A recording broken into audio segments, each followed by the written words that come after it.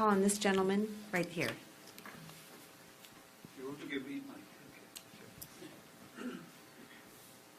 Thank you. My name is Hitesh Ahmed. I'm a Fulbright scholar here in the United States.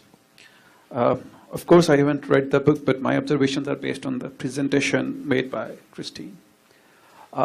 Unfortunately, I found some of the, there is a lot to debate about, but I understand I am a participant only. I can make only use of limited time. I found some of the arguments were very selectively used, and only one side of the picture was presented. For example, a couple of examples. You said Kashmir, Pakistan has no legal basis on Kashmir. I don't understand what sort of legal basis should we have. You have mentioned about the UN resolution. You have mentioned that India went to a Security Council, and Security Council said that let the Kashmiris decide. Let us have a plebiscite there. So that's a legal basis. Go and ask the Kashmiris with whom they want to go. My second observation. Yes, we had a beautiful lawn back there in our homeland, but it was late 1970s, at the peak of Cold War. Soviet Union just entered Afghanistan, and here was the CIA and the Americans. They went to Pakistan and Afghanistan, and fortunately, incidentally, they found an ally in the form of ISI or whatever, and they jointly created this jihad narrative. Kashmir is not the only thing which is behind those groups which you are calling the jihadis and terrorists. In fact, Kashmir has always been there.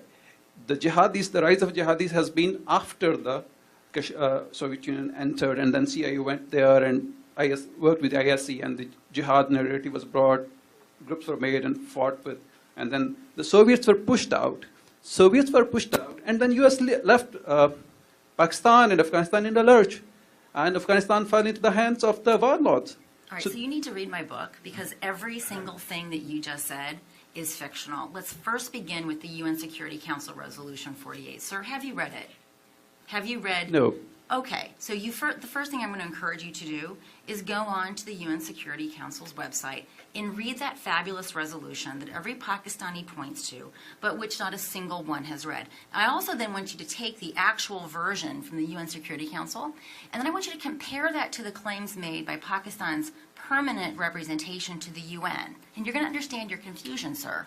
So the resolution is actually very clear. There are 3 steps. They were sequential and they were conditional. The very first step was that Pakistan was supposed to demilitarize to the satisfaction of this UN body that was to be established.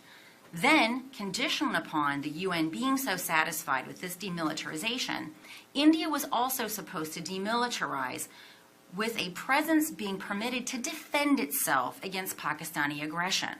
The third, having both of those 2 steps taken place to the satisfaction in sequence to this preferences of the UN, then the plebiscite would be held. So all those Pakistanis that are so upset about the plebiscite that never happened, they have their own government to blame, because Pakistan never fulfilled the first necessary but insufficient condition.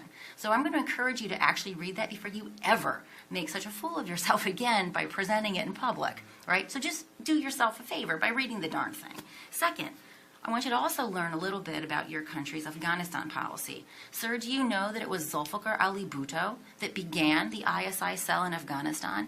That in fact it was Zulfikar Ali Bhutto who began setting up what became the 7 donkeys before the Soviet Union even crossed the Amu Darya. Did you know this, sir?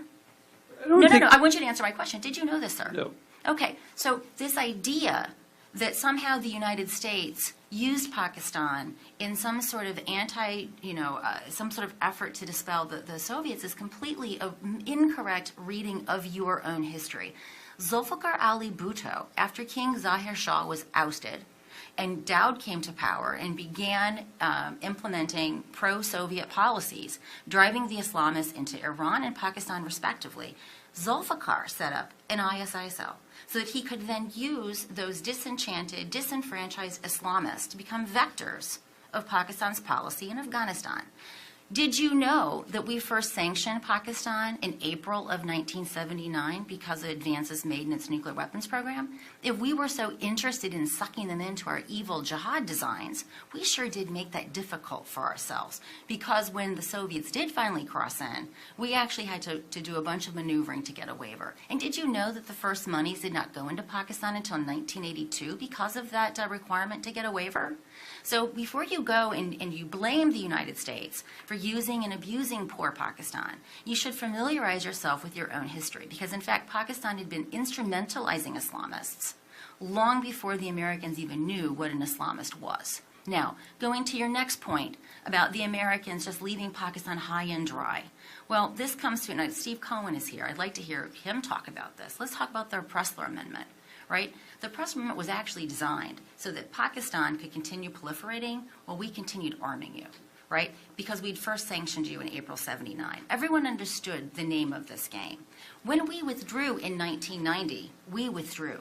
Pakistan, however, continued mucking around with the Islamists. So this idea that the jihad today are the Taliban of today and Al-Qaeda, this is also a really grotesque and empirical error that I don't quite frankly expect from a Fulbright student. So I'm happy to have more exchanges with you, but I think you should read my book, because everything that you said is a highly stylized retelling that you get from Pakistani media in your curriculum.